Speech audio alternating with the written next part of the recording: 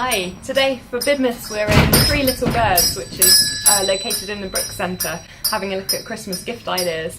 One of the first things I saw when I came in today are these beautiful slippers.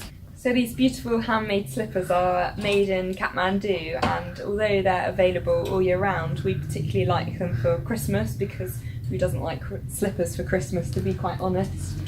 So this is our first pick from Three Little Birds today. Just here on display there's also some beautiful vintage glassware that's been filled with lovely candles, and obviously when you've burnt your candle at both ends you can use the glassware for flowers, cream with a crumble, you name it, beautiful.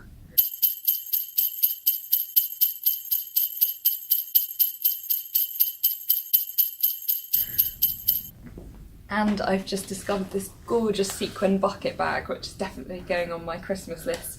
This is beautiful and it's actually been handmade in Morocco, so really special. MerryBIDmas from Three Little Birds!